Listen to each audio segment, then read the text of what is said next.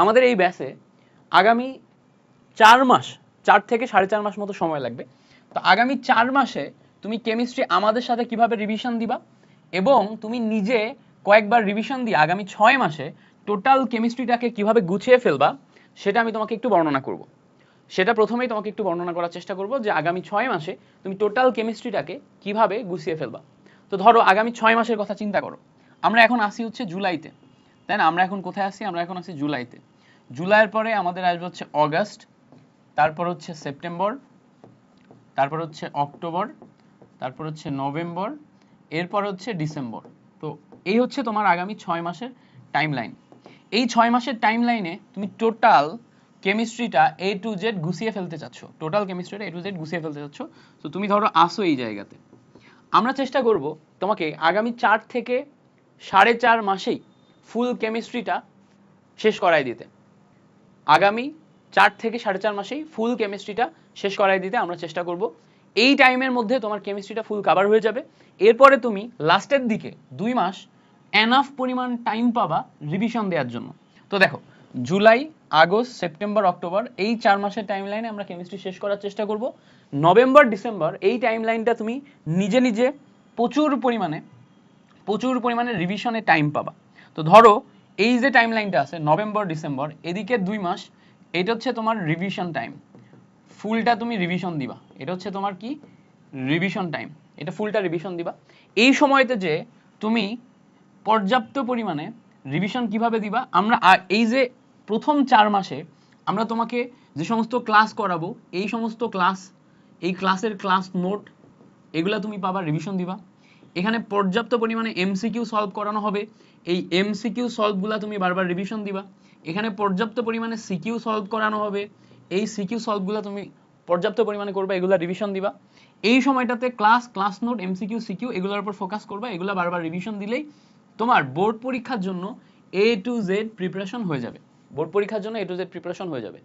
আর এই 4 মাসে আমরা তোমাকে যত এমসিকিউ করাবো,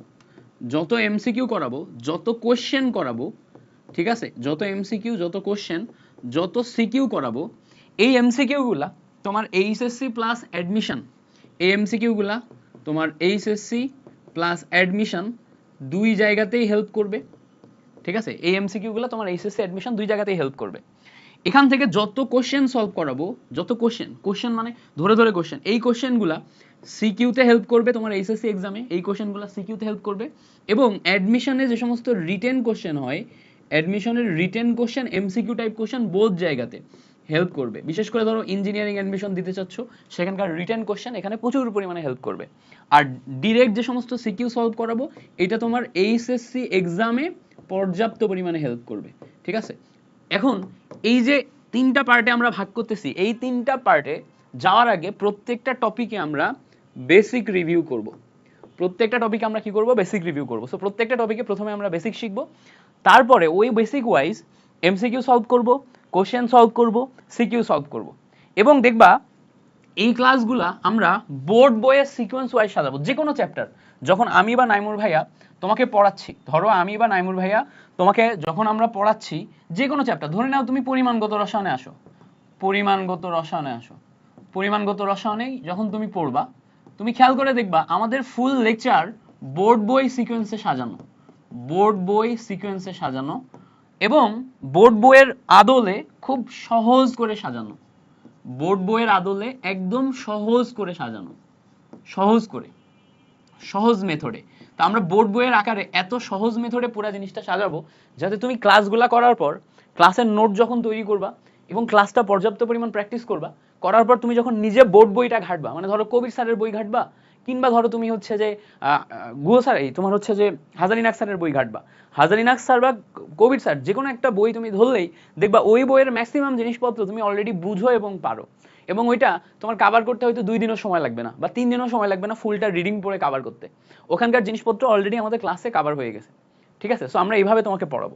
এখন ধরো আমাদের ইয়াটা কি হবে, রুটিনটা কি হবে, আমরা উইকলি 2টা ক্লাস করব। উইকলি আমরা 2টা ক্লাস করব। আমি তোমাদের কাছে রিকোয়েস্ট করব প্রত্যেকটা ক্লাস, উইকলি যে 2টা ক্লাস হবে প্রত্যেকটা ক্লাস লাইভে করতে। প্রত্যেকটা ক্লাস রিকোয়েস্ট থাকবে যে ক্লাসগুলা কিসে করবা, ক্লাসগুলা লাইভে করবা। রিকোয়েস্ট, একটা স্পেশাল রিকোয়েস্ট হচ্ছে, রিকোয়েস্ট করছি আমি তোমাদেরকে যে লাইভ ক্লাস করো, লাইভ ক্লাস করো, লাইভ ক্লাস করো। অ্যান্ড ট্রাই করো লাইভ ক্লাস যখন তুমি করবা তখন লাইভ ক্লাসে খাতা এবং কলম নিয়ে বসতে, খাতা কলম নিয়ে বসে আমার সাথে সাথে টোটাল ক্লাসটা বুঝবা এবং নোট করবা।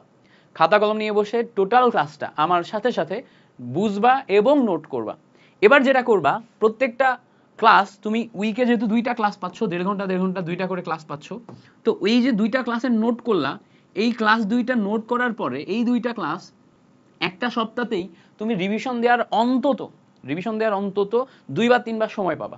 তো ক্লাসের নোট করার পর এই নোটটা, ক্লাস নোটটা তুমি রিভিশন দিবা, ক্লাস নোটটা রিভিশন দিবা 2 থেকে 3 বার। ক্লাস নোট রিভাইজ, রিভাইজ এটা কয়বার করবা? 2 থেকে 3 বার, ঠিক আছে?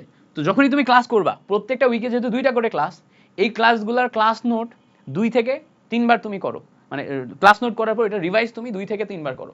2 থেকে 3 বার রিভাইজ করলে তোমার সুবিধা যেটা হবে, এই ক্লাস লেকচারগুলো তোমার মাথার মধ্যে মুখস্থ হয়ে যাবে, একদম গেঁথে যাবে, প্রত্যেকটা ম্যাথ গেঁথে যাবে, টেকনিকগুলো গেঁথে যাবে।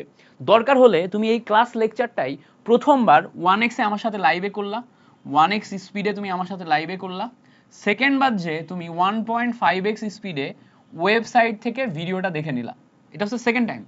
সেকেন্ড টাইম হচ্ছে 1.5x স্পিডে ভিডিওটা আরেকবার দেখে নিলা, আরেকবার দেখে এটা রিক্যাপ করবা।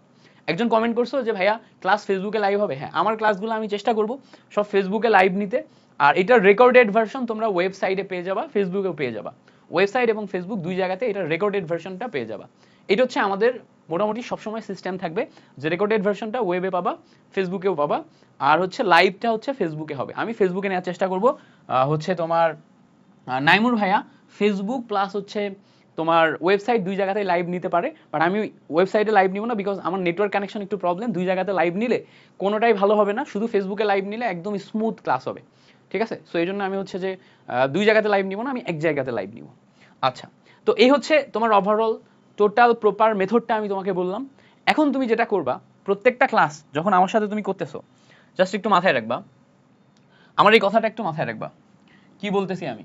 প্রত্যেকটা ক্লাস যখন তুমি আমার সাথে করতেছো, এগুলা যদি তুমি পর্যাপ্ত পরিমাণে প্র্যাকটিস করো, পর্যাপ্ত পরিমাণে আমার সাথে সাথে প্রত্যেকটা ক্লাসের প্র্যাকটিস করতে হবে পর্যাপ্ত পরিমাণে। তো প্রত্যেকটা ক্লাস তুমি যদি পর্যাপ্ত পরিমাণে প্র্যাকটিস করো, তাহলে দেখবা কেমিস্ট্রি তোমার ইজি লাগা শুরু হবে, প্র্যাকটিস বারবার করতে হবে। এখন আমি কেন বলছি প্র্যাকটিস করলে ইজি লাগা শুরু হবে, তোমরা শুরুতেই অনেকেই ট্রাই করবা যে ক্লাস না করে একা একা বই রিডিং পড়তে, বা ক্লাস না করে একা একা বই রিডিং পড়ে এটা বোঝার সক্ষমতা তোমার নাই, আমারও নাই। আমরা যারা এভারেস্ট টাইপের মানুষজন আছি, আমরা কখনোই একা একা বই রিডিং পড়ে বুঝতে পারবো না। এসএসসির বই তাও বোঝা যাইতো, বাট এইচএসসির বই বোঝা সম্ভব না। তো সেই ক্ষেত্রে তোমাকে প্রথম যেটা করতে হবে, প্রথমে তোমাকে ক্লাস করতে হবে, তারপরে সেই ক্লাসের ক্লাস নোটটা পড়তে হবে। প্রথমে তোমাকে ক্লাস করতে হবে, ক্লাস করে ক্লাস নোটটা পড়তে হবে, ক্লাস নোটটা কয়েকবার রিভাইজ দিতে হবে, ক্লাস নোটটা কয়েকবার রিভাইজ দিতে হবে। এরপরে তুমি চাইলে মূল বইতে যাইতে পারো, মূল বইতে যাইতে পারো। এই কয়েকটা স্টেপ ফলো করে তুমি যদি আমাদের পড়ো, তাহলে তোমার পড়াশোনা একদম গোছায় যাবে। এই কয়েকটা স্টেপ ফলো করে পড়বা।